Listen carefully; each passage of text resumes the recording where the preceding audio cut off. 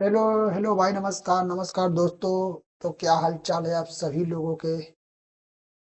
जय हिंद भाई, क्या हाल चाल है।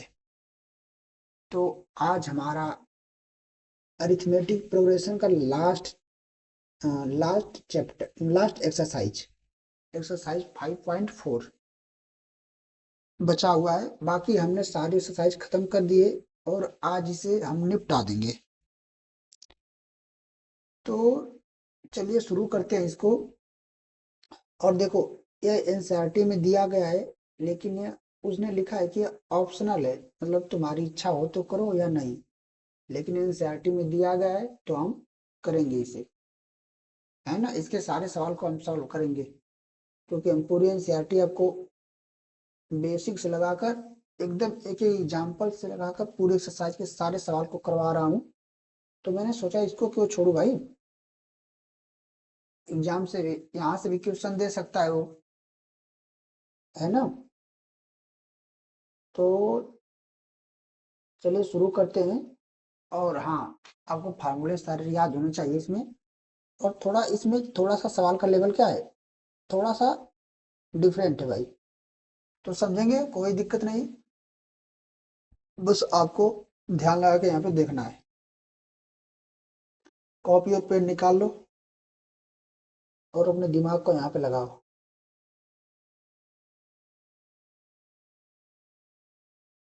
देखो, सवाल क्या बोल रहा है। सवाल को पहले पढ़ते हैं। Which term of the AP, AP दी गई है। Which term of the AP is its first negative term. और यहाँ पे हिंट भी दे रखा है, ठीक है। तो देखो यार, एग्जाम में तो हिंट देगा नहीं, तो इसको हम नहीं पढ़ेंगे, है ना। तुम्हारी इच्छा हो देख लो। एक बार अगर तुम चाहो तो खुद से ट्राई कर सकते हो एक बार। अगर तुम लगा लोगे तो तुम्हें अच्छा लगेगा भाई। खुद से अगर तुमने कर लिया, तुमको बहुत ही अच्छा लगेगा, है ना। तो क्या है कि हम इस एपी को पहले यहाँ पे लिख लेते हैं। एपी को, एपी क्या है, 121, 117, 113, ऐसे डॉट डॉट करके जा रही है। यहाँ से अगर हम फर्स्ट टर्म निकालें तो ए, मतलब पहला पद क्या दिया है, 121। कॉमन डिफरेंस डी को निकालना है, तो क्या करेंगे हम, किसी दो को लो, किसी दो संख्या लगातार जो दो हैं, तो जो आगे है उसमें से पीछे वाले को घटा दो। तो मैं 117 जो इसको और इसको मैं ले रहा हूँ, ठीक है। यार ये तो तुमको निकालना आ गया होगा, मैं कितना बार इस पे बता चुका हूँ एक ही चीज। तो इसको घटा दोगे, 117 में से 121, तो -4 आ जाएगा। तो कॉमन डिफरेंस क्या आ गया, -4। अब देखो, जब बार बार -4 घट रहा है, देखो 121, 117, 113, ऐसे घटते घटते यहाँ पे कोई ऐसा टर्म आएगा जो यहाँ पे कोई नेगेटिव होगा पहली बार। तो उसी को पूछा है कि वो कौन सा टर्म है, मतलब यन की वैल्यू पूछी है। कौन सा टर्म, यन। यन मतलब क्या, किसकी वैल्यू, यन की, यानी कौन सा टर्म है जो निगेटिव होगा, पहला वाला होगी। इसके आगे भी ये सब निगेटिव होते चले जाएंगे, लेकिन इस पहले वाले को पूछा है, ठीक है ना। तो निगेटिव का मतलब क्या होता है, निगेटिव का मतलब क्या होता है, निगेटिव का मतलब होता है कोई संख्या जीरो से छोटी है। जैसे मैं बोल रहा हूँ, तुमको यहाँ पे समझा देता हूँ, देखो थोड़ा सा इसका बैकग्राउंड।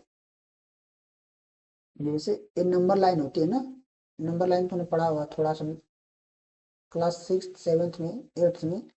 तो जो नंबर लाइन होती है, यहाँ पर बीच में कहीं जीरो होता है, और इसके इस साइड एक, दो, तीन, मतलब ये पॉजिटिव होता है। और इसके इस साइड माइनस वाला होता है, -2, माइनस, मतलब नेगेटिव वाला होता है। तो नेगेटिव मतलब जीरो से क्या है, सब छोटा है। और ये सब पॉजिटिव वाला क्या है, जीरो से बड़ा है। तो अगर मैं बोल दूं कि कोई संख्या जैसे 3 है, तो 3 पॉजिटिव है, तो 3 जीरो से क्या होगी, बड़ा होगी। और अगर नेगेटिव जो -2 है, ये क्या होगी, जीरो से छोटा होगी। चाहे कितना भी नेगेटिव कोई संख्या लो, जैसे -200, ये भी जीरो से क्या होगी, हमेशा छोटा होगी। मतलब जिसके आगे माइनस होगा वो हमेशा जीरो से क्या होगी, छोटा होगी। तो इसी को बोल रहा है कि वो कौन सा टर्म है जो पहला निगेटिव होगा।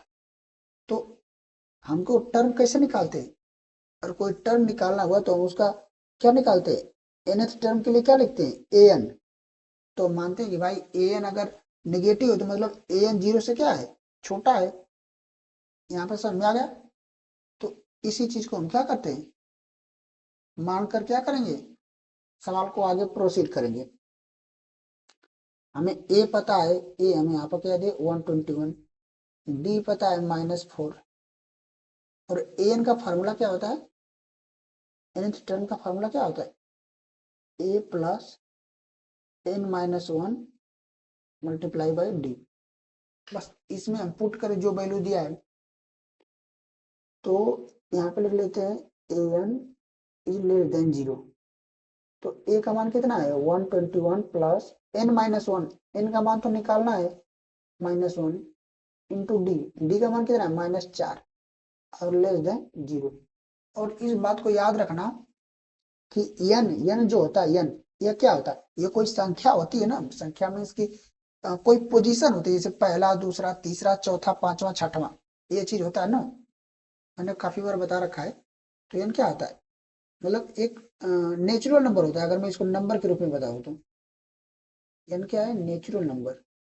नेचुरल नंबर मतलब ये जीरो नहीं हो सकता या माइनस में नहीं जा सकता। n क्या होगा, 1 2 3 ऐसे ऐसे कुछ होगा। इसके बारे में मैंने पहले ही बताया है ना। मतलब ये पोजीशन है, टर्म की क्या है, पोजीशन। यहाँ पे और तुमको लिख दूं, क्योंकि यार देखो यही चीज आगे जाकर अभी यूज होगी, पोजीशन ऑफ टर्म्स। तो अगर किसी की पोजीशन बताना तो कभी निगेटिव तो होगी नहीं, कि जैसे कोई लड़का बैठा है तो बोल सकते हैं ना कि ये 5वें पोजीशन पे, चौथे पे है। ये तो नहीं बोलेंगे कि -5 पोजीशन पे, -6 पे। ठीक है, तो इस बात को हमें समझ लेना है। यानी अगर सही भाषा में बोलूं तो यह हमेशा क्या होगा, 0 से बड़ा होगा, यानी पॉजिटिव होगा। अभी मैं बताया हूँ। तो इसको सॉल्व करो, देखो 121 यहाँ से हो गया, ये -4 का इसमें गुणा होगा n में और -1 में, तो ये हो गया -4n, यहाँ पे माइनस है यहाँ पे माइनस, तो दोनों प्लस हो जाएगा, तो 4 एकम 4 और लेस देन 0 का चिन्ह। और एक बार तुम्हें और बता दे, जब कभी ऐसा कुछ होता है ना, देखो चलो इसको सॉल्व कर लेते हैं तो बताते हैं यहाँ पे। तो 121 और एक 4 क्या है, इसको जोड़ देंगे 125 हो जाएगा, ये -4 है, लेस देन 0। आप क्या करेंगे, ये जो 125 है इसको ही साइड लेते हैं, -4n को इधर, तो 125 यहाँ प्लस है तो उधर जाए क्या होगा माइनस, तो -125 हो गया। ठीक है ना, मतलब 0 में -125 जुड़ेगा, मतलब अगर इस तरह होता है, मतलब 0 -125, तो -125 ही तो आएगा ना, तो मैंने डायरेक्ट लिख दिया है। तो ये हमारा इतना आ गया। अब देखो एक चीज तुमको यहाँ समझना होगा कि यह समीकरण नहीं है, मतलब जैसे अगर कहीं बराबर का चिन्ह ऐसे है तो हम क्या करते हैं, डायरेक्ट यहाँ से 4 को यहाँ पर नीचे लेके आते और भाग देते, काम हो जाता। लेकिन ये जब बराबर होता है तब यह करते हैं। लेकिन यहाँ पे ये लेस देन का चिन्ह है। लेस देन मतलब जब ऐसा चीज कोई होता है तो उसे बोलते हैं इनइक्वेलिटी। क्या बोलते हैं, इनइक्वेलिटी बोलते हैं। मतलब कि वहां पे इक्वल चीज नहीं है। इनइक्वेलिटी मतलब ऐसा चिन्ह हमें वहां पर दिखेगा, जैसे लेस देन का या ग्रेटर देन, या फिर ऐसे जब ऐसा कभी चिन्ह दिखे तो उसे इनइक्वेलिटी बोलते हैं। यह क्लास 11th में आपके चैप्टर में मिलेगा। तो इस बात को समझो, यहाँ पे यूज हो रहा है तो मैं इसके नियम बता दे रहा हूँ क्या है। अब जो -4 है यहाँ पे, IN है -125, अब डायरेक्ट इसको नहीं कर सकते कि ऐसे कि इस -4 को हम यहाँ पे लेके आ गए, नहीं ऐसा नहीं करेंगे। पहले इसको हम क्या करेंगे, दोनों तरफ -1 से गुणा करेंगे ताकि दोनों प्लस हो जाए। क्या करेंगे, यहाँ पर हम लिख देते हैं मल्टीप्लाई बाई -1, -1 से मल्टीप्लाई करेंगे। ठीक, ठीक है ना, -1 से यहाँ पे मल्टीप्लाई करेंगे तो क्या हो जाएगा, ये -4 है तो +4 हो जाएगा, ये जो -125 है तो क्या हो जाएगा +125 हो जाएगा। लेकिन ये जो बीच में चिन्ह है, ये अपना चेहरा जो इधर किया है, इधर खुला हुआ है, यह उल्टा हो जाएगा, इधर हो जाएगा। यह नियम होता है, यह रूल है कि जब भी आ, दोनों तरफ हम माइनस से या तो गुणा करेंगे या तो भाग करेंगे किसी माइनस वाली संख्या से, तो यहाँ पे जो कुछ भी होगा वो अपना सिंबल क्या करेगा, बदल देगा, मतलब उल्टा हो जाएगा। अगर इधर है तो इधर, अगर ऐसे होता तो इस तरफ, समझाए ना। तो यह इधर है तो मैंने मल्टीप्लाई कर दिया, क्या हो जाएगा 4n, लेकिन यहाँ पर चिन्ह कैसे हो जाएगा, इधर के हो जाएगा, ठीक है। और यहाँ पे 125। तो अब यह देखो, देखो माइनस के केस में था, अभी दोनों प्लस हो गए तो कोई दिक्कत नहीं। यहाँ पे इसका इसमें मल्टीप्लाई है 4 का, तो इधर आएगा क्या हो जाएगा, डिवाइड में चला जाएगा, मतलब भाग में। तो 125/4। अब तुम भाग दे देखो कितना आ रहा है। जब हम भाग देंगे तो हमारा आएगा यहाँ पे, जब इसमें 125 में से तुम भाग देखो, 125 में 4 से, तो हमारा आएगा 31.25। इतने बार में पूरा कट जाएगा। तुम भाग देकर देखो पहले। तो n का मान यहां से हम लिखें तो n इज ग्रेटर देन 31.25, ठीक है। तो बोल रहा है कि n का मान वो चीज है, मतलब n का मान इस 31.2 मतलब 31.25 से बड़ा है। तो 31.25 से बड़ा आगे वाला कोई नेचुरल नंबर कौन सा है, क्योंकि यहाँ पर मैंने तुम्हें बताया था कि n क्या है, नेचुरल नंबर होना चाहिए, कोई इसको पोजीशन बता रहा है टर्म की। तो कौन सा टर्म है वो, तो 31.25 से आगे आगे आने वाला टर्म कौन सा है जो नेचुरल है, 32 तो है। तो n का मान कितना हो जाएगा 32। तो 32 हमारा वो पहला टर्म होगा जो निगेटिव होगा। इससे आगे आने वाले सारे टर्म निगेटिव होंगे, मतलब 33 34 वाले जो पोजीशन पे आएंगे वो सब तो निगेटिव होंगे ही होंगे। लेकिन उसने पूछा था पहला वाला कौन सा टर्म है जो निगेटिव होगा, तो आंसर क्या होगा, n बराबर 32। या तो तुम ऐसे भी लिख सकते हो 32nd term is the first negative term, मतलब पहला नेगेटिव टर्म यही होगा।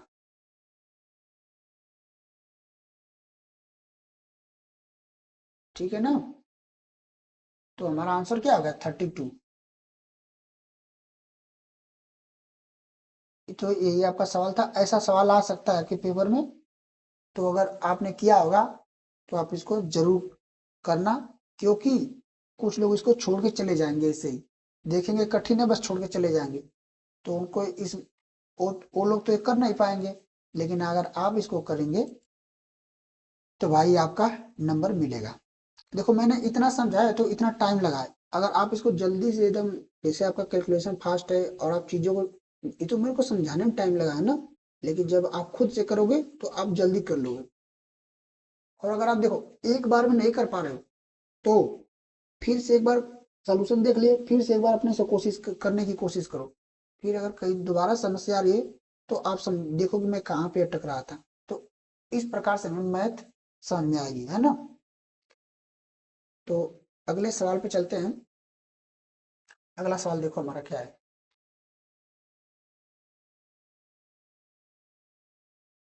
पढ़ो इसको, पहले पहले सवाल को पढ़ना सीखो। एक चीज हैबिट डेवलप करो भाई, कि हमें सवाल को पहले क्या है, पढ़ना है। बस सीधा दिमाग में रखो कि हमको सवाल क्या करना है, पहले पढ़ना है, ध्यान से पढ़ना है।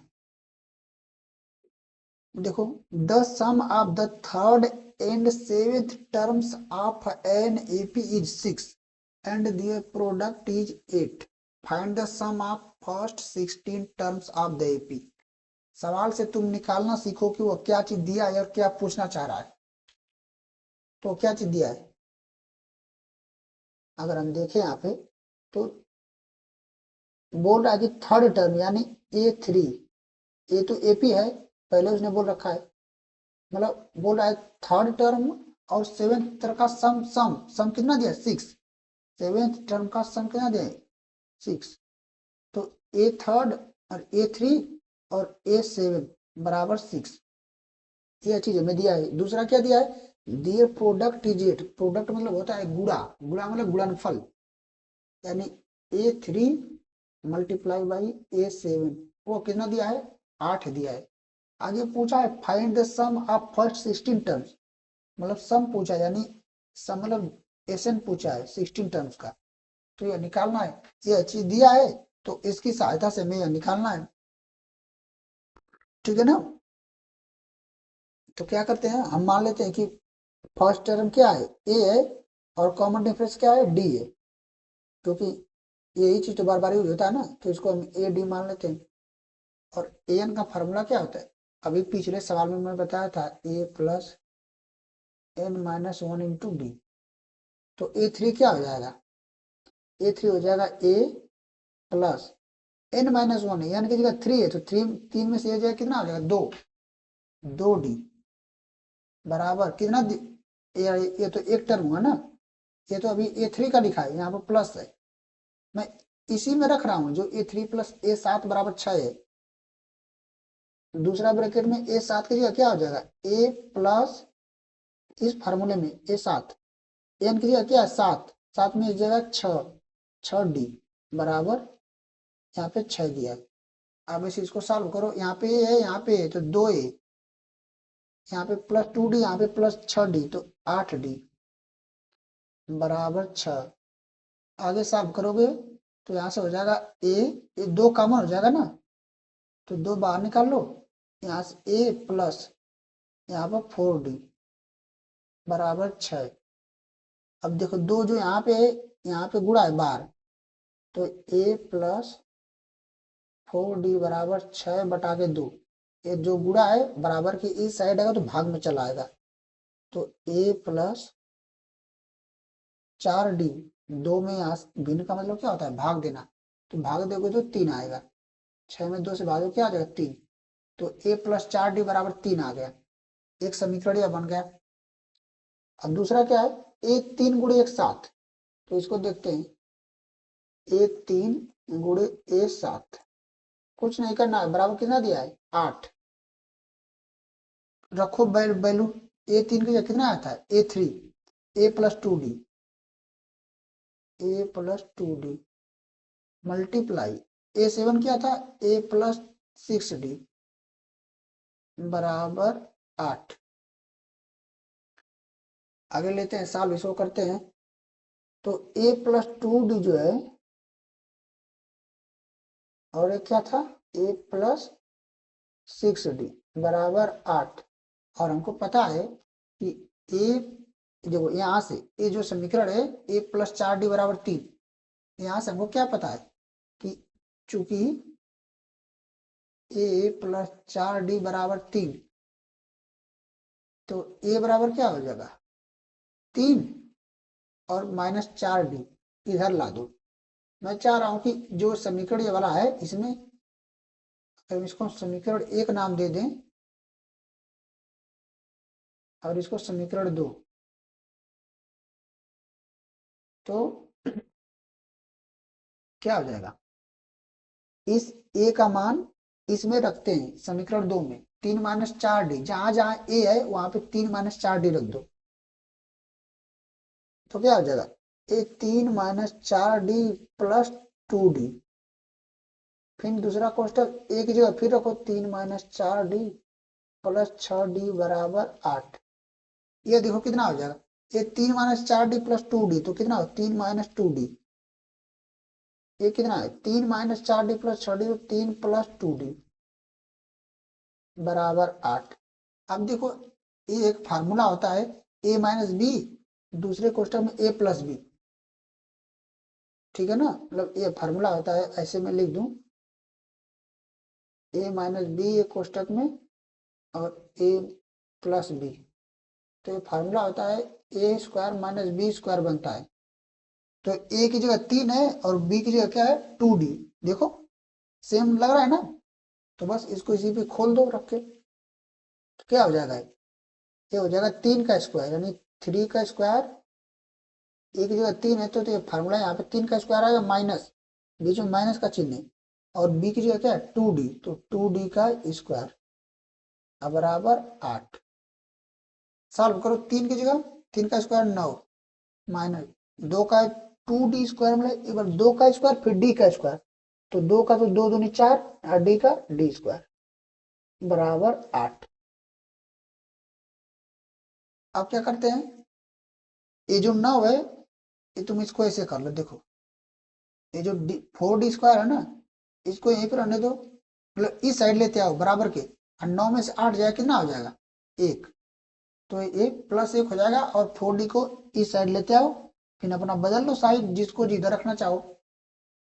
तो d बराबर क्या हो जाएगा, d² बराबर 1/4, ठीक। और d² बराबर 1/4, तो यहाँ पे मैं ऐसे कर देता हूँ,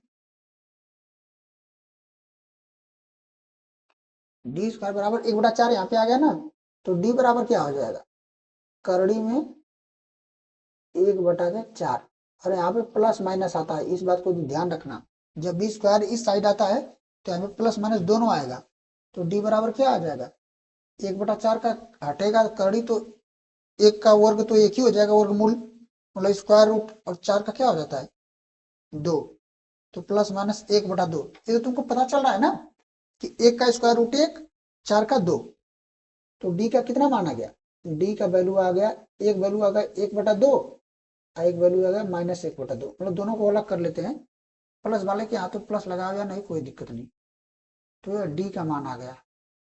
अब जो यहाँ पर हमारा a + 4d बराबर 3 था, इसमें अगर d का मान रखोगे तो हमारा a का मान आ जाएगा, तो जब d का 2 मान आया तो a का भी 2 मान आएगा। तो निकालते हैं केस 1, लेते हैं यहाँ पे केस 1, क्या लेते हैं,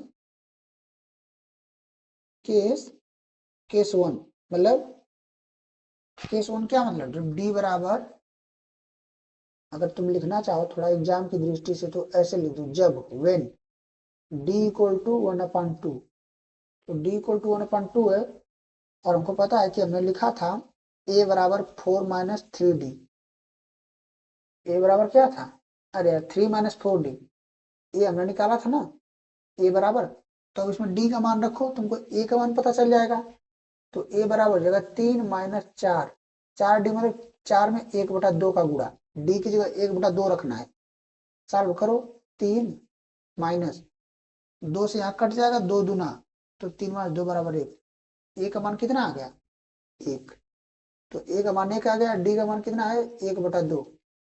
अब पूछा क्या है, पूछा है सम, पूछा है 16 टर्म का, 16 टर्म का क्या पूछा है, सम पूछा है, यानी n बराबर 16 दे दिया है, और पूछा है Sn, तो निकाल लो भाई Sn, Sn कितना हो जाएगा, Sn बराबर n/2 2a + n - 1 × d, ये हमारा Sn हो जाएगा, रख दो यहाँ पर n की जगह 16/2, 2 गुणे a का मान 1 प्लस n का मान 16 में से 1 जगह 15, गुणे d का मान कितना है 1/2, कितना आ जाएगा, सॉल्व करो इसको, 16/2 8, 2 एकम 2, 2 + 15/2, अब इसको यार सॉल्व कर लो, कितना आ जाएगा, एक यहाँ पर जब इसको जोड़ोगे दोनों को, तो 2 दूना 4, 4 15 19/2, तो 8 गुणे 19/2, यहाँ से 2 4 बार में कट जाएगा, तो 4 और 19 का गुणा कितना हुआ 76, तो 76 हमारा आंसर आ जाएगा। तो या तो जब d बराबर 1/2 था तब, अभी दूसरा केस लेते हैं, जब अभी तो d का मान 2 आया था ना, केस 2, केस 2 क्या है, यहाँ पे सॉल्व करते हैं इसको, when d = -1/2, ओके। तो फिर वही बात, a बराबर क्या होता है 3 - 4d आया था, 3 - 4d,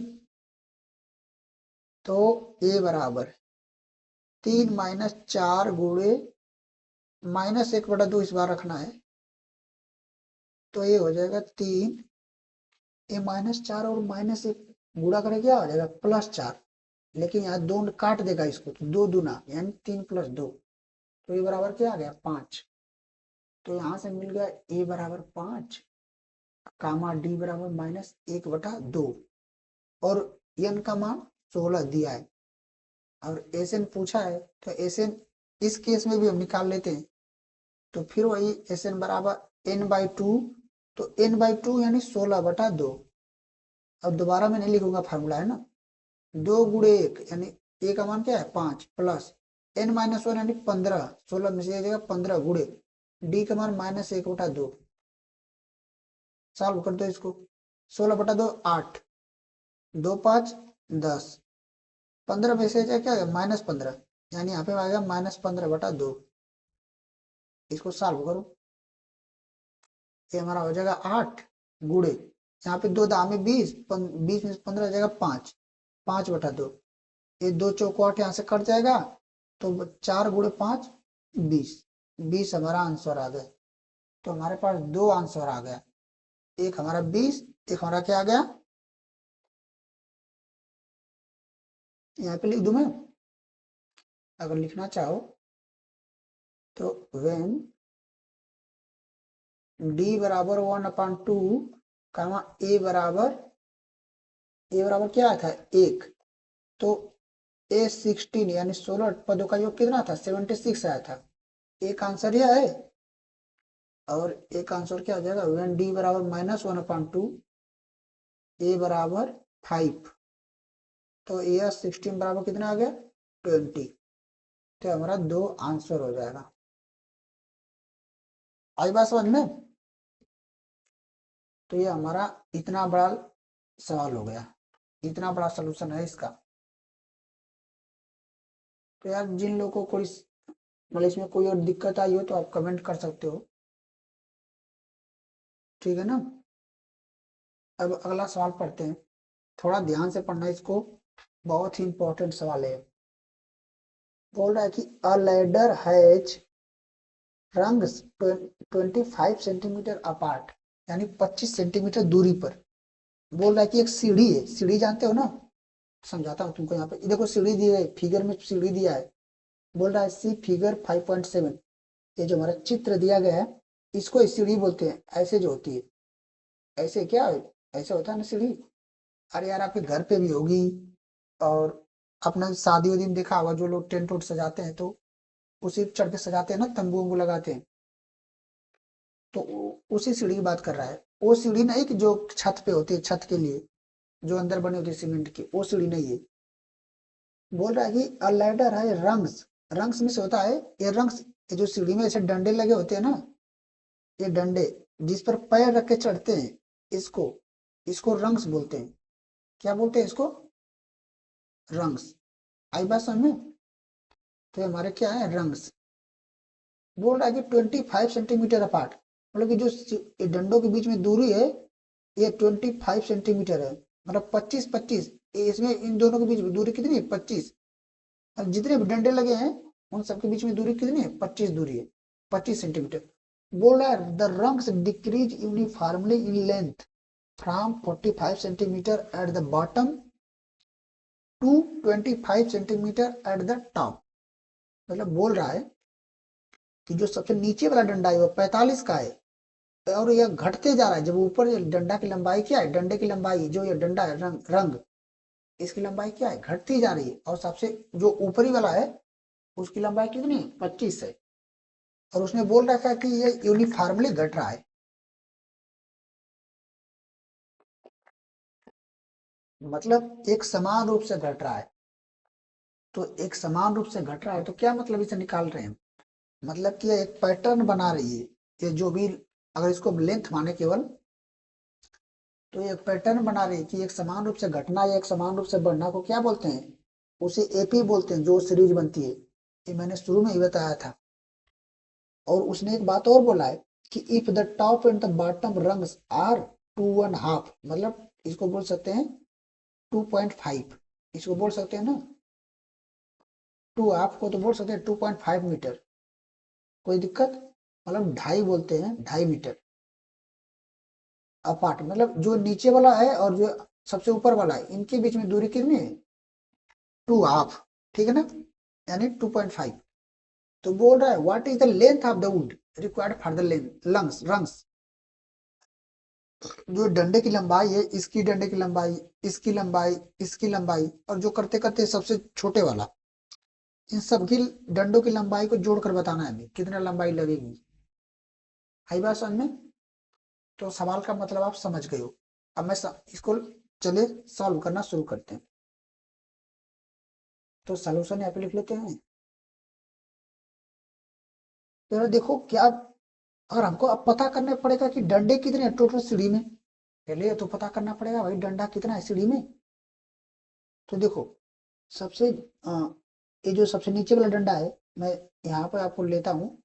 ये जो सबसे नीचे वाला डंडा है, ठीक है ना, फिर यह डंडा है, यह सबसे नीचे वाला है, फिर यहाँ पे एक ऐसे, फिर ऐसे ऐसे घटते जा रहा है, ऐसे जा रहा है ना।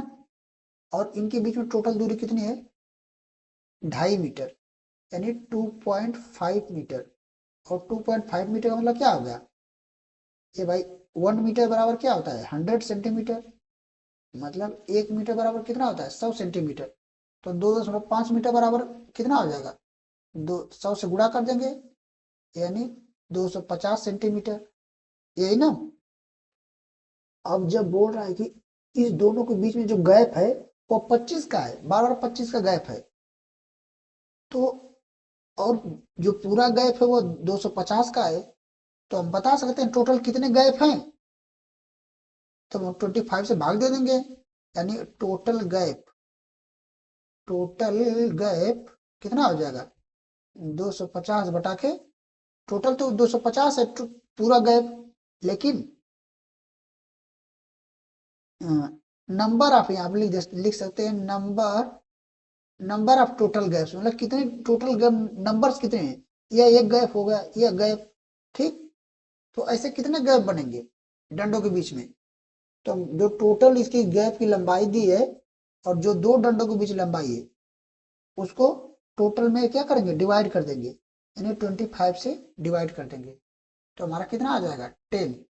यानी टोटल 10 गैप है। मतलब एक गैप या एक गैप या एक गैप, ऐसे ऐसे करके कितने गैप है, यहाँ तक टोटल 10 गैप है, 10।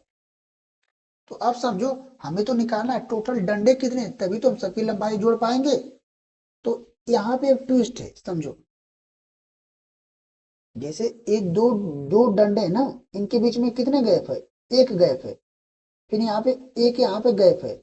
तो अगर मैं गैप गिनूं यहाँ तक तो कितना गैप आ गया, दो गैप। लेकिन डंडे कितने यूज हुए हैं, तो डंडे देखो यहाँ पे 1 2 3 डंडा यूज हुआ है।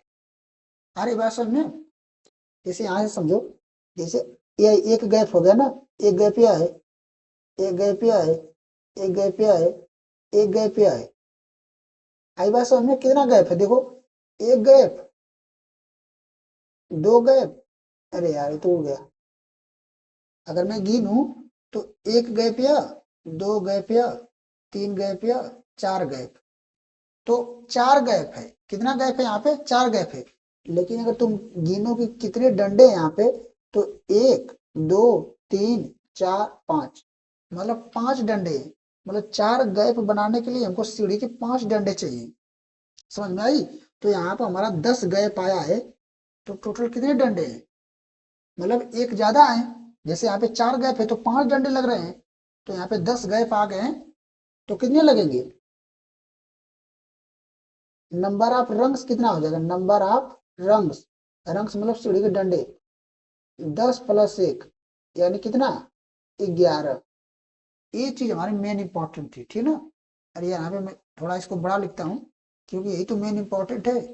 तो नंबर ऑफ रंग्स कितना हो जाएगा, 10 + 1 बराबर 11। ये चीज अगर आपको समझ में आ गई तो समझो कि आपका सवाल खत्म, ठीक है ना। तो अब उसने पूछा भाई कितने, जब हमको पता चल गया कि टोटल 11 डंडे हैं, और जो पहला वाला डंडा है वो 45 सेंटीमीटर का है, फिर ऐसे घटते जा रहा है, और लास्ट वाला कितना है, 25 का। तो यार समझो तुम कि पहला डंडा कितना है, 45 सेंटीमीटर, फिर कुछ घटेगा, ऐसे घटते घटते लास्ट वाला कितना का है, 25 सेंटीमीटर। और उसने बोला है कि ये एपी बना रहा है, एपी मतलब कि वो यूनिफॉर्मली डिक्रीज कर रहा है। तो ये एपी है ना। तो मान लेते हैं कि ए का मान तो हमें पता चल गया, यानी फर्स्ट टर्म कितना है, 45। और लास्ट वाला भी पता चल गया, यानी लास्ट मतलब कितना है, 25। और यन भी पता चल गया, यन मतलब कि टोटल डंडे कितने हैं, एक तरह से टोटल नंबर्स कितने, नंबर्स अगर एपी की संख्या के रूप में देखे तो वो 11 है। मुझे पूछा क्या है, सम पूछा है, यानी टोटल डंडों की लंबाई पूछी है, तो उसके लिए हमें सम करना पड़ेगा। सम मतलब जोड़ना पड़ेगा, जोड़, सब डंडों को जोड़ना पड़ेगा उनकी लंबाई को। तो एस एन बराबर हमारा निकालना है, बस तुमको यहाँ पर एस एन का फार्मूला पुट करना है। एस एन बराबर क्या होता है, जब ए और यल का मान पता हो तो n/2 ब्रैकेट में a प्लस यल, ये आप फार्मूला लगाओ और अपना उत्तर ले जाओ। तो एस एन बराबर n/2, एन का मान कितना है 11/2, ए का मान 45 प्लस यल का मान 25।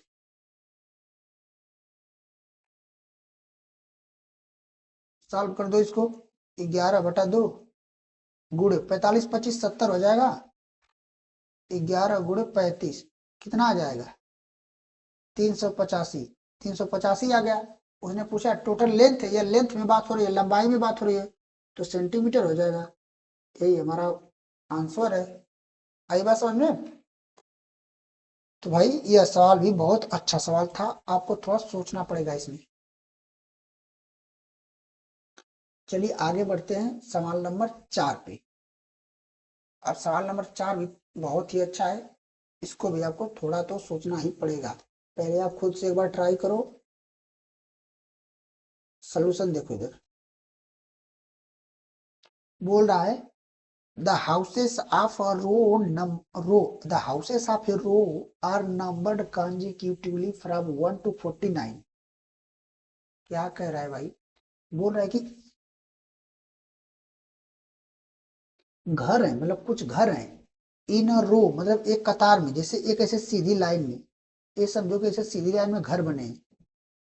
समझ में आई बात, सीधी लाइन में क्या है घर बने हैं, कॉन्जिक्यूटिवली फ्रॉम 1 to 49, मतलब लगातार बने हैं घर, एक से लगाकर 49 नंबर तक क्या है घर बने हैं। So that there is a value of x such that the number of sum of the numbers of the houses preceding the houses numbered x is equal to the sum of the numbers of the houses following it, find the value of x। यार देखो मैं तुमको समझाता हूँ, देखो इधर जो उसने क्या बोल दिया, मैं तो जैसे उसने बोला कि जो घर हैं इस सीधी लाइन में बने, ऐसे लाइन वाइज घर बने लाइन में, तो बोला कि उनको नंबर दिया गया कि भाई एक पहले नंबर का घर है, एक दूसरे नंबर का है, तीसरे नंबर का, ऐसे लगातार कितने घर है 49 घर, और उन पर वो नंबर लिखा है। तो अगर मैं तुमको थोड़ा बनाकर दिखाऊं, तो जैसे अगर ये एक घर है, ये एक घर है समझो, ठीक है ना, और इस पे कितना नंबर है, एक नंबर है, एक नंबर इस पे लिखा है। जैसे ऐसे और घर बना देते हैं, एक ऐसे घर, ऐसे ऐसे करे घर बने, कहाँ तक बने, यहाँ तक बने 49 नंबर तक। आई बात समझ में।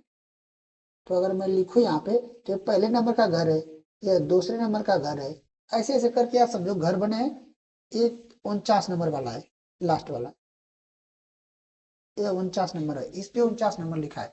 अगर तुम इसे सरल भाषा में और समझो, बस इतना समझो कि यह संख्या है, सीधा यार घर और हटाओ, घर हटाओ, घर एकदम हटाओ, मतलब ये पहला, यह दूसरा है, ये तीसरा, ऐसे ऐसे करके क्या ये संख्या है, ऐसे समझो ना। ठीक, उसने बोला है there is value of x, मतलब यहाँ पे कोई अगर घर होगा, उसने यह कह रखा है कि बीच में ऐसे कोई घर है जिसकी जिसका कितना है, जिसका नंबर एक्स है, मतलब बीच में कहीं आएगा 1 से 49 के बीच में कहीं एक्स, मैं मान लेता हूँ कहीं एक्स यहाँ पे है। ठीक, such that the sum of the number houses preceding, मतलब हाउसेस को जगह हम उसको हम संख्या मार रहे हैं, क्योंकि वहां पर संख्या लिखा हुआ है, नंबर्स मार्क्ड है, और उस पर चिन्ह किया गया कि भाई ये 1 नंबर का है, 2 नंबर का है, तो मैं घर को हटा ही देता हूँ भाई, हमारे लिए आसान होगा थोड़ा। तो समझो कि 1 2 3 ऐसे क्या है संख्या है, और जो एक्स वाली संख्या है, बोल रहा है कि जो एक्स से पीछे जितनी, एक्स से पीछे जितनी संख्या है, इनको जोड़ने पर, मतलब इनका सम, और इनके आगे जितने इधर, इनका सम, दोनों क्या है बराबर है। एक्स के आगे जितने सम संख्या उनका सम, और एक्स के पीछे जितनी संख्या उनका सम बराबर है। तो हमें बताना है कि एक्स का मान कितना है। एक्स का मान कितना ये हमें बताना है। ठीक है, सवाल समझ में आ गया। देखो, तो उसने इक्वल दे रखा ना, बराबर है, तो उसी बराबर के रूप में हम समीकरण बनाएंगे, इक्वेशन। तो क्या करते हैं, सम के लिए फार्मूला, तो जो एक्स तो यहाँ पे है, तो इसके पहले यहाँ पे क्या रहा होगा, x-1 रहा होगा। और आई बात समझ में, अब ये x नंबर का है तो इधर क्या है, x+1 है, और इधर x+2 है, ऐसे ऐसे करते कहाँ तक है, 49 तक। आ रही बात समझ में ना। तो अगर हम x के पहले जितने हैं उनको जोड़ना है, मतलब x को नहीं जोड़ना है, x x-1 मतलब एक से लगाकर 1 2 3 x-1 नंबर तक हमें जोड़ना है। ठीक है, तो टोटल यहाँ तक कितने नंबर हो गए, एक से लगा, क्योंकि इसके इधर को जोड़ना है, पहले हम इधर का जोड़ रहे हैं, तो इधर का सम करें तो यहाँ टोटल कितना नंबर है, x-1 नंबर है भाई। जब शुरुआत ही एक से हो रही है, 1 2 3 करके, तो n यानी n का मान कितना है, x-1, अगर एपी के फार्मूले से हम दिमाग लगाए तो। और ये देखो कि यह नेचुरल नंबर है, और हमने तुम्हें बताया था कि नेचुरल नंबर का फार्मूला जो सम का होता है, एस एन बराबर, वो क्या होता है नेचुरल नंबर के लिए, अगर वो एक से स्टार्ट होता है और जहां तक जाएगा, तो अगर एन तक जा रहा है तो एन कोष्टक में n+1/2, ये हमने बताया था फार्मूला होता है ना नेचुरल नंबर के लिए। ये अभी एपी के फार्मूले से जाता है, सम वाले से, बस हम डायरेक्ट इसको याद रखते हैं, नेचुरल नंबर के लिए है ना, ठीक ना। तो अब देखो ये सब नेचुरल नंबर ही है, 1 2 3 तो नेचुरल नंबर ही है ना, प्राकृतिक संख्या है, x-1 तक है, तो n का मान कितना है, x-1, तो n की जगह x-1 रखेंगे, यानी अगर हम इसको एस एन के रूप में लिखना चाहे तो ये क्या है, एस x-1 है, ये कितना हो जाएगा, n की जगह x-1 रखो, फिर यहाँ पे x-1 और प्लस फिर 1 और टोटल अपॉन 2। अभी इस साइड का निकालेंगे हम, इस साइड का कि इधर कितना सम है, फिर दोनों को बराबर करेंगे। पहले इसको सॉल्व कर लेते हैं, चाहे तुम हिंट को छोड़ो, पहले इधर देखो, हिंट की तरफ मत देखो। अब इसको सॉल्व करेंगे तो हमारा आ जाएगा x-1 एक ब्रैकेट में, और यहाँ पे -1 और +1 0 हो जाएगा, बचेगा x/2। तो अगर इसको हम लिखना चाहें तो ये हमारा हो जाएगा, x को आगे लिख लेते हैं, x क्वेश्चन में x-1/2। ठीक, कोई दिक्कत नहीं यहाँ तक। इसको समीकरण 1 मान लो, इक्वेशन 1,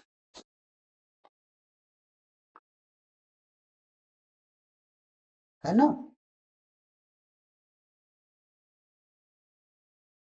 अब अगले पेज पर चलते हैं। अगला हमारा बोला था कि इसके आगे जो है, जो ये वाला एक्स वाला पोजीशन है, मतलब यहां तक, जैसे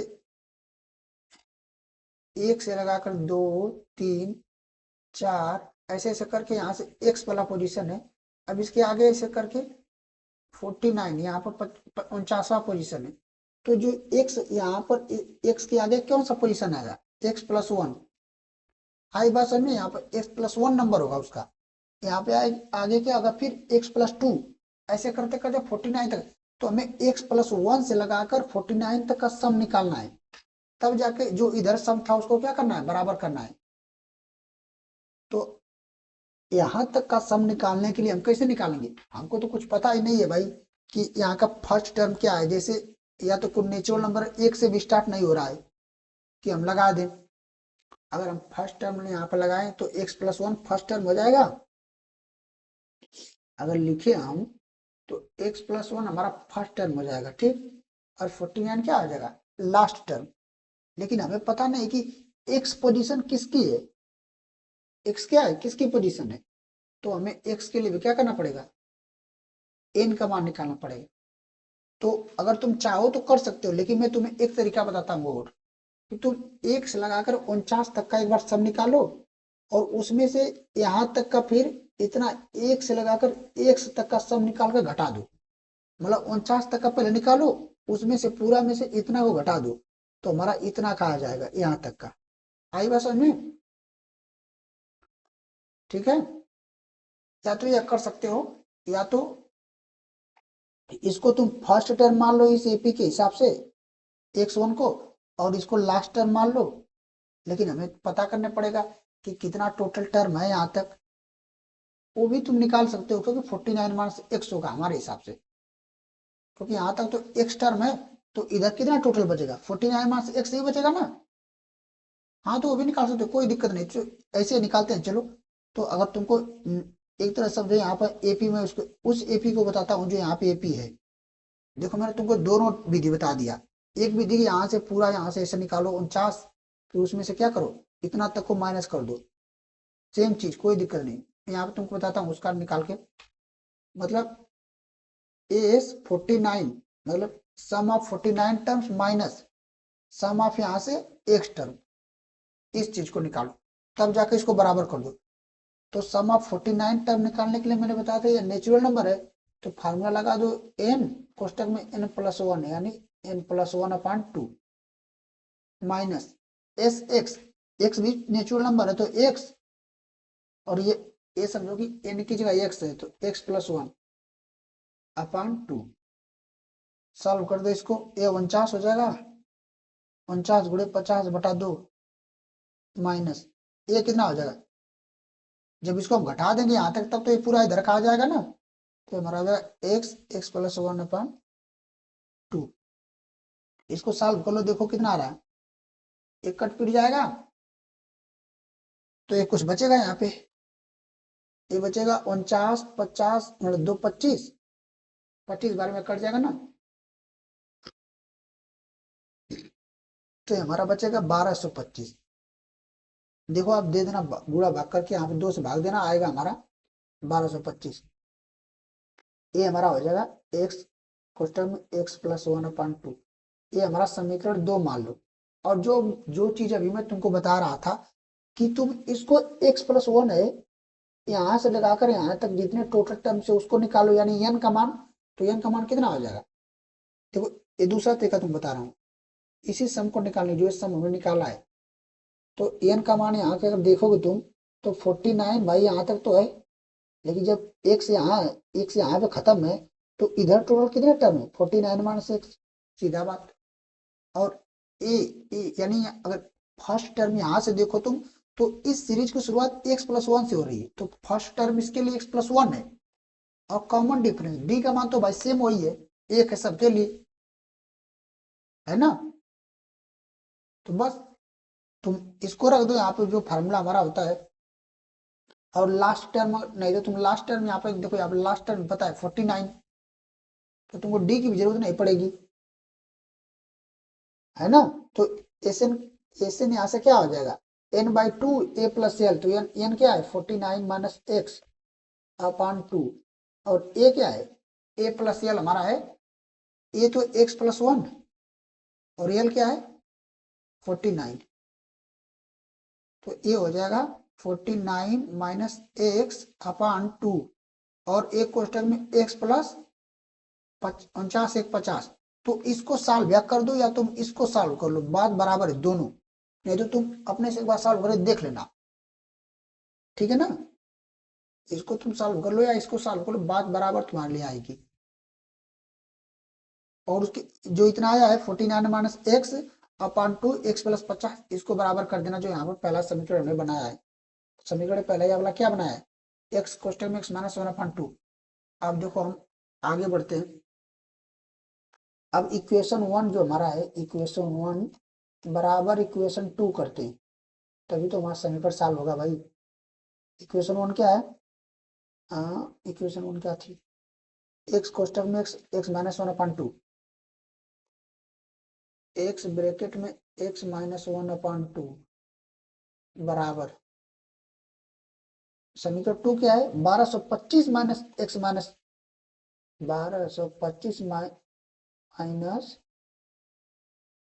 x कोष्टक में x+1/2, हमको x का मान निकालना है, तो इस 1225 को यहीं पर रहने देते हैं, इसको इस साइड लेते आते हैं, या तो इसको एक बार गुणा कर लेते हैं, ये हो जाएगा x का इसके में गुणा होगा तो x² माइनस x/2, और क्या हो जाएगा 1225 माइनस ये हमारा गुणा हो तो क्या हो जाएगा x², इस माइनस वाले चिन्ह को बाहर रखते हैं, तो x² प्लस x/2, जो पूरा चिन्ह है x square plus x upon two इस साइड लेते आते तो माइनस इधर आके क्या हो जाएगा प्लस, तो x square minus x upon two अब यहाँ पर प्लस हो जाएगा और ये हमारा हो जाएगा x square plus x upon two 1225 यहाँ का यहाँ पड़ा रहेगा। अब देखो नीचे दो दो सेम है मतलब कि डिनोमिनेटर सेम है तो ऊपर आपस में जुड़ जाएगा, तो ए यहाँ पे माइनस एक्स है यहाँ पे प्लस एक्स है तो कट जाएगा, ऊपर एक्स स्क्वायर जुड़कर हो जाएगा 2x स्क्वायर और नीचे 2 तो रहेगा ही बराबर 22 5 और 2 से 2 यहाँ कट गया तो एक्स स्क्वायर बराबर क्या आ गया 22 5। अब इसका तुम एक्स बराबर निकालोगे तो अंडर रूट में चला जाएगा 22 5 यानी एक्स स्क्वायर बराबर कितना आ जाएगा, अरे यार एक्स बराबर हमारा आ जाएगा अंडर रूट में 12 25 मतलब ये प्लस माइनस दोनों में आता है तो एक्स बराबर सॉल्व करोगे तो प्लस माइनस 35 आएगा, तो लेकिन हमारा आंसर माइनस वाला नहीं होगा फिर प्लस वाला होगा। क्यों? क्योंकि ये जो नंबरिंग हमने की थी ये एक से स्टार्ट की थी तो बीच में कहीं माइनस वाला कोई संख्या आ ही नहीं रही है तो इसलिए माइनस वाला नहीं होगा, इसलिए हमारा आंसर क्या हो जाएगा 35 ओनली होगा। ठीक, और जो हमने बताया है तुमको कि एस एन बराबर इसको सॉल्व करके देखो तो भी वही आंसर आएगा, एक्स का मान यहां से तुम निकाल कर देखो सेम आएगा। क्या करना है तुमको, और मैं तुमको यहाँ थोड़ा हिंट दे दूं, जो लोग करने के लिए अगर वो चाहते हैं कि हम करेंगे तो उनके लिए भाई कि हमारा क्या जो था जो समीकरण एक था ना एक्स एक्स माइनस 1/2 ये बराबर इसको कर दो 49, इसको समीकरण 2 तुम बना दो, इसको एक कोष्टक में 49 माइनस एक्स दूसरे क्वेश्चन में x प्लस 50 इसको सॉल्व कर दो तुम तुम्हारा आंसर आ जाएगा, वहां यहाँ से भी x का मान 35 ही आएगा। देखो मैं सॉल्व करके बताता हूँ x square minus x upon two और अगर यार लेंदी होगा तो मैं छोड़ूंगा है ना क्योंकि तुमको करना पड़ेगा इसको 49 माइनस एक्स तो ये क्या हो जाएगा एक बार 49 माइनस एक्स हो जाएगा ये हमारा 49x 49 प्लस ये तो 24 5 मैं इस बार मल्टीप्लाई कर रहा हूँ यहाँ से हो जाएगा माइनस एक्स स्क्वायर प्लस फिर माइनस 50x अब बटा के 2 इतना बड़ा आ गया, मैंने इसे बस इन दोनों का गुणा कर दिया है, यहाँ से 2 से देखो 2 एक कट गया, ठीक है ना, खत्म कर दो इसको। वैसे मैं खत्म नहीं कर पा रहा हूँ यहाँ पे लिख दे रहा हूँ ना क्योंकि तुमको पता नहीं चलेगा।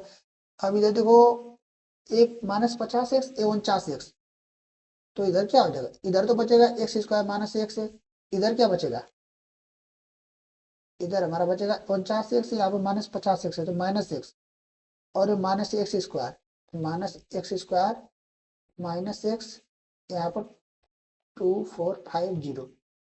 अब देखो अब क्या बचेगा माइनस एक्स स्क्वायर इसको इधर ले आते हैं तो ये हो जाएगा 2x स्क्वायर इसमें जुड़ जाएगा ना और ये माइनस एक्स है इधर माइनस एक्स कट जाएगा काम खत्म, इधर क्या बचा 2450 बचा ओनली, तो एक्स स्क्वायर बराबर यहाँ से क्या हो जाएगा 2450/2 यहाँ से ये 2 जो है यहाँ पे भाग में आ जाएगा, भाग दोगे तो हमारा आ जाएगा आधा कर दो इसका 1225 तो हमारे यहाँ से क्या आ जाएगा एक्स स्क्वायर बराबर 1225। देखो ये चीज आ गई तो एक्स बराबर अंडर रूट 25 और एक्स बराबर क्या आ गया 35 आ गया, यही हमारा आंसर होगा।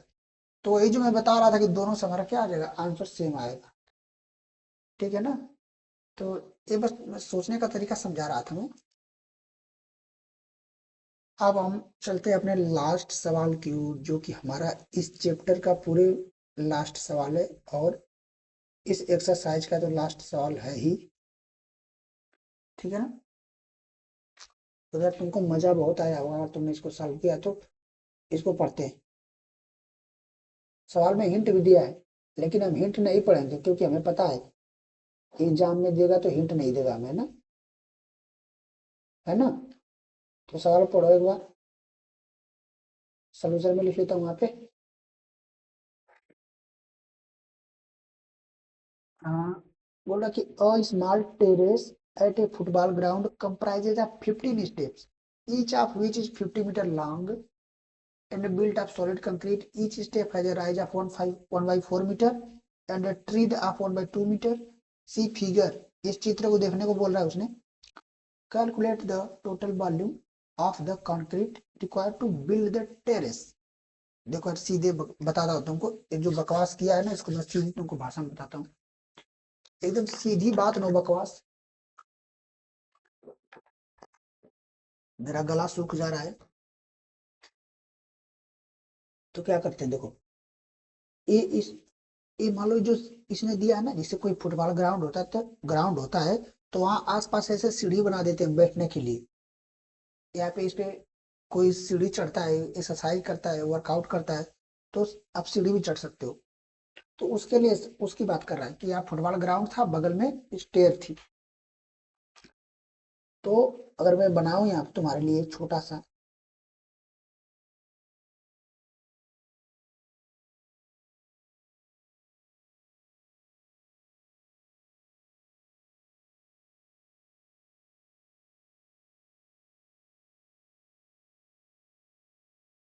देखो. तो ये समझो कि एक सीढ़ी है, एक सीढ़ी का नीचे वाला भाग है, ठीक है. वैसे मैं अच्छा बना नहीं पा रहा हूँ, है ना. तो मैं बस समझाना चाह रहा हूँ कि ये सीढ़ी जो है, ये पूरे यहाँ से यहाँ तक ऐसे जो है एक वाली ना, ऐसे ऐसे करके उसने बोला कि 15 सीढ़ी है. यहाँ पर 15 स्टेप्स बोला है, ठीक है. और उसने बोल रखा है कि ये जो पहली है, ये जो पहली सीढ़ी है, हर सीढ़ी में मतलब ये चीज तो सेम है भाई, कि हर सीढ़ी की ये जो ये भाग है, देखो ये जो हम चढ़ रहे हैं ना, इस पे ए वाला भाग कितने का है? 1/2 मीटर. और ये जो ये वाला भाग है, ये ऊंचाई वाला, जो सीढ़ी पे चढ़ते हैं, ऐसे ऊंचाई बढ़ती है, ऐसे ऐसे ना. देखो ये बढ़ रही ऊंचाई ना, यहाँ पे देखो इतना ऊंचा था, यहाँ वाला, यहाँ पे यहाँ से इतना ऊंचाई, इतना ऊंचाई, इतना ऊंचाई, यहाँ से ऐसे ऊंचाई बढ़ती जा रही है ना नीचे से. तो वो वाला 1/4 मीटर है हर सीढ़ी के लिए. नीचे से तो लंबाई अलग होगी, लेकिन हर सीढ़ी के लिए वो क्या है? 1/4 मीटर. तो इसकी बात वो कर रहा है ना. समझ में आई? ये देखो सब मिट गया, सब गुड़ गोबर हो गया भाई. देखो इधर सब गुड़ गोबर हो गया. मैं हाथों को फिर से बनाना पड़ेगा, ठीक है, कोई बात नहीं. तो ये हमारा, इसकी बात जो मैं कर रहा हूँ, ये कितना? 1/4 मीटर. और जो लंबाई पूरी है, यहाँ से यहाँ तक की पूरी लंबाई है, उसने बोल रखा है कि कितना लंबाई है वो? 50 मीटर लॉन्ग. मतलब ये जो सीढ़ी 50 मीटर लॉन्ग, सभी सीढ़ी तो 50 मीटर लॉन्ग है सभी ना. ये जो लंबाई है, ये वाली हर सीढ़ी की लंबाई कितनी है? 50 है. तो ये कितने है? 50 मीटर. अब इसे तुम देखो तो ये क्यूबाइड है, एक तरह का है. क्या है? क्यूबाइड. क्यूबाइड मतलब क्या होता है? घनाभ. एक तरह का या क्या है? क्यूबाइड. तुमने पढ़ा होगा घन घनाभ, ये सब क्षेत्रफल. जैसे कोई क्यूबाइड होता है, उसका वॉल्यूम क्या होता है? क्यूबाइड का वॉल्यूम मतलब आयतन क्या होता है? लंबाई एल गुणे बी, चौड़ाई गुणे ऊंचाई.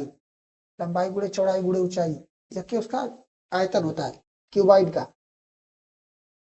और हमसे सवाल में वही पूछा है कि कितना वॉल्यूम लगेगा टोटल इस पूरे जो हमारा टेरेस बना है इसको बनाने में. तो टोटल वॉल्यूम जब निकाल लेंगे हर एक सीढ़ी का, उसके बाद जोड़ देंगे तो हमारा आ जाएगा. तो ये तो पहली सीढ़ी का है. तो देखो इस बात को हमें समझना पड़ेगा कि ऐसे ऐसे 15 है ना. तो पहली सीढ़ी का जब हम निकालेंगे, तो ये जो चौड़ाई है, यह चीज, ये चौड़ाई ये हर बार सेम है.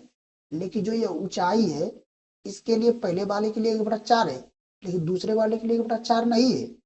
वो 1/4 और भी जुड़ जा रही है, क्योंकि दूसरा वाला उससे ऊंचा ना.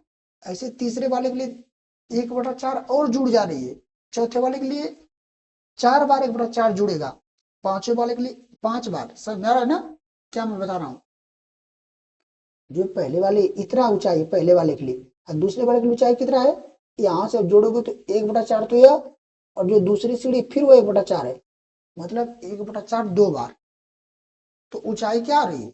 बार बार बदल रही है. इस बात को हमें समझना है. अगर ये बात समझ में आ गई तो समझो कि तुम समझ गए, है ना. तो यहाँ पे लेते हैं यहाँ पे लिखते हैं वॉल्यूम, यहाँ पर मैं लिख रहा हूँ volume, volume of first first stair, ऐसे में लिख दे रहा हूँ फर्स्ट स्टेयर, या फर्स्ट स्टेप लिख देता हूँ, मतलब फर्स्ट स्टेप जो जिस पे हम चढ़ते हैं सीढ़ी पे। वॉल्यूम ऑफ फर्स्ट स्टेयर के लिए एल कितना है, एल भाई तो देखो लंबाई तो 50 मीटर हमेशा है, चौड़ाई कितनी यानी बी, बी कितना है 1/2, ऊंचाई कितना है 1/4, है ना, वो तो पहले दे रखा है। तो वॉल्यूम कितना हो जाएगा, तो V1, पहले स्टेप में V1 लिख रहा हूँ, वॉल्यूम को V1, तो गुणा करना है तीनों का ना, 50 गुणे 1/2 गुणे 1/4, गुणा कर दो कितना आ जा रहा है, ये ऊपर 50 हो जाएगा, नीचे कितना हो जाएगा 8। तो जब आप इसको करोगे तो मैं ऐसे ही छोड़ देता हूँ 50/8, है ना, ऐसे 50/8 लिख देता हूँ, 50/8 मीटर क्यूब। अब लिखते हैं volume of second step, volume of second step, देखो यार हमको 15 स्टेप है सबका निकालना है, तो इसकी लंबाई कितनी हो जाएगी, एल का मान इसके लिए हो जाएगा, एल का तो मान सेम है 50 मीटर, क्योंकि ये जो सीढ़ी है ये लंबी तो हमेशा यही लंबाई है, इतना ही लंबाई, ये जो लंबाई है, ये जो लंबाई दिख रही है ना, इस सबकी लंबाई सेम है 50-50, तो लंबाई तो सेम है। और ये चौड़ाई है, ये वाली, ये जो चौड़ाई दिख रही है, ये जो चौड़ाई दिख रही है हर सीढ़ी के लिए भी सेम है, लेकिन ऊंचाई क्या है, ऊंचाई सीढ़ी के लिए बदल रही है, क्योंकि यहाँ से देखोगे तो ये वाली 1/4 है, ये वाली ज्यादा ऊंची है यहाँ से नीचे से, यहाँ से ये ज्यादा ऊंची है, ये ज्यादा ऊंची है, तो इसलिए ऊंचाई क्या है बदल रही है। पहली बार ऊंचाई तो 1/4 थी, दूसरी बार जब ऊंचाई हुई तो दो सीढ़ी को जोड़कर ऊंचाई होगी, मतलब कि 1/4 की ऊंचाई 2 बार, इसी बार जब तीसरी होगी तो 3/4, मतलब 1/4 को 3 बार। अरे बस में तो ये हमारा सीन हो जाएगा, बस यही चीज मैं समझाना चाह रहा था। तो यहाँ पर तो इस दूसरी पिन लेते हैं, तो चौड़ाई तो सेम है वही 1/2, लेकिन ऊंचाई इस बार कितनी हो गई 2/4, तो वॉल्यूम कितना हो जाएगा V2, मैं V2 लिख रहा हूँ, वॉल्यूम हो जाएगा 50 गुणे 1/2 गुणे 2/4, तो ऊपर गुणा कर लेते तो 100 आ जाएगा, 50 गुना 100, 100 यहाँ पे एक है तो कोई मतलब नहीं, 2×4 = 8, तो इतना हमारा आ गया 100/8। इसी प्रकार V3 निकालोगे, V3 बोले तीसरे स्टेप की, तो 50 गुणे चौड़ाई तो सेम है और लंबाई भी सेम है, ऊंचाई कितनी हो जाएगी 3/4, तो नीचे 150/8 मीटर क्यूब, देख रहे हो समझ में आ रहा है कुछ, ऐसे ऐसे क्या होगा चलता जाएगा और 15 तक जाके रुकेगा।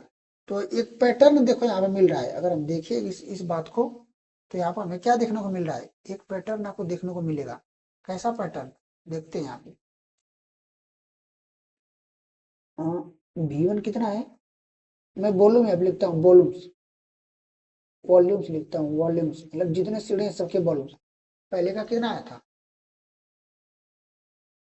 50/8, दूसरे का कितना आया था 100/8, तीसरे का कितना आया था 150/8। अब आप चौथे का अपने आप बता दोगे 200/8। ऐसे करते करते कहाँ तक जाना है 15 तक, 15th टर्म, मतलब अब वो क्या होगा हमें नहीं पता, लेकिन 15वें तक जाना है, उसको हम चाहे तो निकाल सकते हैं। लेकिन हमसे ये थोड़ी पूछा है, उसने पूछा है कि टोटल वॉल्यूम कितना होगा, मतलब ये 15 तक जितने वॉल्यूम है सब सीढ़ियों को उसको जोड़ना है, तभी हमारे पूरा टेरेस का वॉल्यूम आएगा, तो सब निकालना है। तो अब देखो यार इसको हम एपी के रूप में देख सकते हैं, क्योंकि अब यह एक एपी बन गई, क्योंकि डिफरेंस बार बार सेम है और हमको सब कुछ पता है, तो हम वॉल्यूम निकालने के सबको जोड़ देंगे, तो एपी का जो फार्मूला है सम का वो लगा देंगे, हमारा आंसर आ जाएगा। तो ए बराबर 50/8, और डी निकालने के लिए क्या करेंगे, डी निकालने के लिए कुछ मत करो, किसी दो को लो आगे में से पीछे घटा दो, तो मैं पहले दो को लेता हूँ 100/8 में से आगे वाला है 50/8 घटा दूंगे, तो आ जाएगा 50/8 फिर, तो डी का मान भी 50/8 आ गया। और हमको एन का मान दिया है, एन का मान यानी 15 टर्म है, तो एन का मान 15, सम पूछा है एस एन पूछा है, निकाल दो भाई। एस एन का फॉर्मूला क्या होता है n/2 ब्रेकेट में 2a + n - 1 × d, that's it. Okay.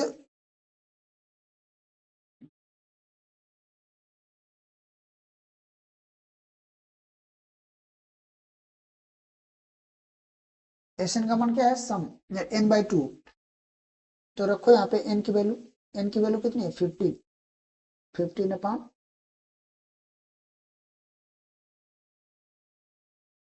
15/2, 15/2, 2 गुणे a का मान 50/8 प्लस n-1, n का मान 15 है, 15 में से 1 घटाएंगे 14, डायरेक्ट लिखता हूँ गुणे d का मान 50/8। बस इसको तुम्हें सॉल्व कर देना है भाई, तो हमारा टोटल वॉल्यूम कितना आ जाएगा, टोटल टोटल वॉल्यूम बराबर एस एन, यही तो है ना एस एन। तो इसको निकालो 50/2, आगे है 15/2, फिर आगे क्या है 50, यहाँ पे देखो 2 गुणे 50/8 है तो गुणा हो जाएगा, और इस पे भी गुणा हो जाएगा, तो सॉल्व करके लिखेंगे 100/8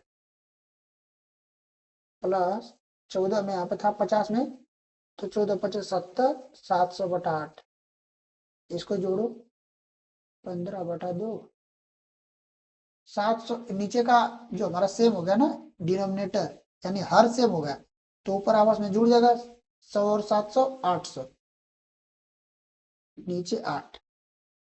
इसीलिए मैंने काटा नहीं था शुरू में, मैंने भाग नहीं दिया कि 10 में आगे झूठे ही में। अब देखो 8 से कट गया आराम से, 15/2, 100 बार में कट गया तो 8 का नाम 8, और 2 जीरो पीछे लगा दो। अब यहाँ पे 2 से भी कट जाएगा, 2×5 10 और 1 जीरो लगा दो, तो 15, यहाँ पे 2×5 10 और 1 जीरो तो 50, कितना आ गया 15×5 75, 750 मीटर क्यूब, ये हमारा आंसर हो गया। तो इतना वॉल्यूम हमारा क्या होगा, टेरेस का होगा पूरा। ठीक, तो यार देखो, ये हमने पूरा सवाल, ये जितना एक्सरसाइज था इसमें, एक एक सवाल मैंने करा दिया इस पूरे एक्सरसाइज का, और ये चैप्टर भी हमारा आज खत्म हो गया। तो बहुत लंबे समय से चल रहा था ये चैप्टर, और इसको हमने सारा क्या कर दिया, खत्म कर दिया। तो यार बस बहुत मजा आ रहा है यार सच में, इतना अच्छा लग रहा है ना कि मैंने चैप्टर खत्म कर दिया। अब हम मिलते हैं किसी नेक्स्ट चैप्टर के साथ, देखेंगे कौन सा चैप्टर आपको पढ़ाएंगे। हो सकता है पॉलिनोमियल शुरू करें, या कोई दूसरा भी हो सकता है, देखेंगे। अगर आपका कोई सुझाव हो तो आप कमेंट में दे सकते हो, उसी को शुरू कर देंगे भाई। अगर आप नहीं सुझाव दोगे तो कोई तो शुरू करना पड़ेगा, है ना। तो यार लेक्चर काफी लंबा हो चुका है, 1 घंटे 7 मिनट। कोई बात नहीं यार, हमने अच्छे से समझा है सारे सवालों को, और जो लोग यहाँ तक आए हैं उन लोग को बहुत बहुत धन्यवाद सच में। आप मतलब एकदम, जब हम छोटे होते हैं, मतलब जब मैं पढ़ाई करता था क्लास 10th में था, तो हम लोग के पास भी इतनी हिम्मत नहीं होती है कि हम लास्ट तक टिके रहे, लेकिन जो टिकेगा यार वही आगे, मतलब उसी को समझो कि वो असली मेहनत है, उसमें मजा है असली, है ना, ये असली मजा है चीजों का। तो बस मैं इतना ही कहना चाहूंगा कि आप लोग को बहुत बहुत धन्यवाद कि आप लोगों ने इतना लेक्चर देखा, और मेरे को यहाँ तक आपने सुना। अ, बाकी मिलते हैं किसी नेक्स्ट लेक्चर में, तब तक आप खुश रहो, मस्त रहो, स्वस्थ रहो, और अपना और अपने परिवार का ध्यान रखो। तब तक के लिए ओके बाय। ओके।